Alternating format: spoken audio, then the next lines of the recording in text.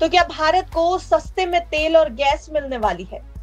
यानी घरेलू बाजार में तेल और गैस की कीमतों में कटौती की उम्मीद है। उम्मीद सरकार लगा रही है डोनाल्ड ट्रंप की पॉलिसी से। केंद्रीय मंत्री हरदीप सिंह पुरी के कुछ बयान हम अपनी इस रिपोर्ट में आपको दिखाएंगे, जिन्होंने ये उम्मीद जताई है कि राष्ट्रपति डोनाल्ड ट्रंप की नई ऊर्जा नीति ड्रिल बेबी ड्रिल अगर लागू होती है तो भारत के लिए क्या फायदा होगा। चलिए आपको इस पूरी रिपोर्ट में हम समझाते हैं कि आखिर ड्रिल बेबी ड्रिल पॉलिसी क्या है और डोनाल्ड ट्रंप अगर इस पॉलिसी को लागू करते हैं तो उससे भारत को कितना फायदा हो सकता है। दरअसल राष्ट्रपति डोनाल्ड ट्रंप की नई ऊर्जा नीति है ड्रिल बेबी ड्रिल, जिससे भारत को सस्ता तेल और गैस मिलने की उम्मीद जग गई है। क्या यह नीति भारत के लिए फायदेमंद साबित होगी? डोनाल्ड ट्रंप की इस नीति का मुख्य उद्देश्य है अमेरिका में तेल और गैस के उत्पादन को बढ़ाना। इससे न केवल ग्लोबल ऊर्जा बाजार में स्थिरता आएगी, बल्कि तेल और गैस की कीमतों में गिरावट भी हो सकती है।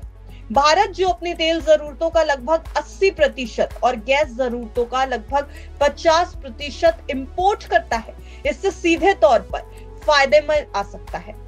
ऊर्जा मंत्री हरदीप सिंह पुरी ने दिल्ली में इंडिया एनर्जी वीक के दौरान भारत के लिए इसे सुनहरा मौका बताया। पेट्रोलियम मंत्री पुरी का कहना था कि डोनाल्ड ट्रंप क्या कह रहे हैं, तेल की ऊंची कीमतों का दौर खत्म हो जाए, महंगाई पर नियंत्रण किया जाए, ऊर्जा उत्पादन को बढ़ाया जाए ताकि सभी देशों की आर्थिक तरक्की हो। दुनिया के तीसरे सबसे बड़े उपभोक्ता और आयातक देश भारत का मैं ऊर्जा मंत्री हूं, हमारे पास दुनिया की चौथी सबसे बड़ी रिफाइनिंग क्षमता है। ये सब सुनकर मुझे बहुत अच्छा लग रहा है। यानी कुल मिलाकर डोनाल्ड ट्रंप के फैसले का कहीं ना कहीं ये समर्थन दिखा रहे हैं केंद्रीय मंत्री हरदीप सिंह पुरी। एक बार सुन लीजिए कि क्या कुछ कहा है केंद्रीय मंत्री ने। He has openly advocated, don't just go by drill baby drill, but also that he wants to see more and more energy come onto the global markets. He has talked about this not only from the point of view of the US contribution. I mean, they produce, I think, like 13 million barrels a day. Yeah. There's talk about another 1.5 million barrels coming onto the global market. But he's selling all the others. Because, Shireen, short point is there is no dearth of crude oil or other energy in the global market.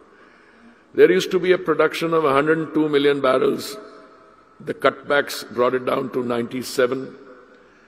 And today also, because of the discussions on other related factors, people stopped putting money into, the modernizing the wells.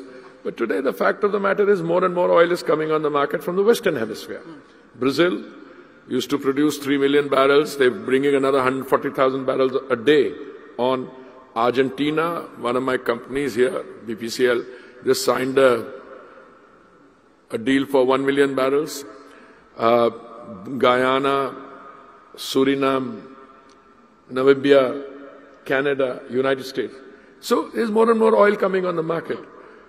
Clearly, therefore, if it's a tussle between people wanting to cut back and people wanting to bring more oil, you be the judge, but I think that is good for countries which are large consumers like India, where, again, I go back to an international assessment. In the next 2 decades, it is expected that 25% of the demand growth will come from India. अब सवाल ये कि America के बढ़ते production से भारत को कैसे फायदा होगा।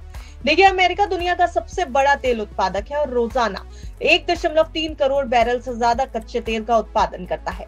अगर ट्रंप की नीति के तहत प्रोडक्शन को और बढ़ाया जाता है तो भारत को सस्ता और स्थिर एनर्जी सोर्स मिल सकता है। लेकिन इसमें एक चुनौती भी है। वॉल स्ट्रीट के निवेशक फिलहाल तेल कंपनियों से तुरंत प्रोडक्शन बढ़ाने के बजाय लागत कम करने और मुनाफा बढ़ाने पर जोर दे रहे हैं। इसलिए अमेरिकी प्रोडक्शन में बढ़ोतरी धीमी हो सकती है। सवाल ये कि ये सब कुछ होगा तो क्या भारत फायदे में आएगा। देखिए, अगर अमेरिका तेल उत्पादन बढ़ाता है तो वैश्विक कीमतों में गिरावट आएगी। रूस से तेल खरीदने में भारत को जो दिक्कतें हो रही हैं, ऐसे में अमेरिकी तेल एक अच्छा ऑप्शन बन सकता है। यूरोप अब खाड़ी देशों से कम तेल खरीद रहा है, जिससे भारतीय रिफाइनरी को एक नए आपूर्तिकर्ता भी मिल सकते हैं। हालांकि अमेरिका अगर तेल प्रोड्यूस करेगा तो भारत के लिए कुछ चुनौतियां भी हैं, और ये चुनौतियां हैं इंपोर्ट करने को लेकर। शिपिंग लागत ज्यादा होगी और तेल बनाने में लंबा समय भी लगता है। भारत कई देशों से तेल खरीदता है, इसलिए कीमतों की तुलना हमेशा करते रहना होगा।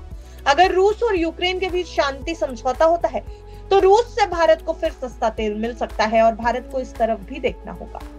तो फिलहाल कुल मिलाकर अपनी एनर्जी जरूरतों के लिए, ऊर्जा जरूरतों को पूरा करने के लिए कई ऑप्शंस पर भारत नजर रख रहा है। अगर अमेरिका का प्रोडक्शन बढ़ता है और कीमतें गिरती हैं, तो ये भारत के लिए फायदेमंद हो सकता है। अब नजर इस बात पर रखनी होगी कि ट्रंप की ये नीति कितनी जल्दी असर दिखाती है, और क्या भारत सरकार जो उम्मीद कर रही है, भारत को सस्ते में तेल और गैस मिलता है या नहीं। ब्यूरो रिपोर्ट, विस्तार।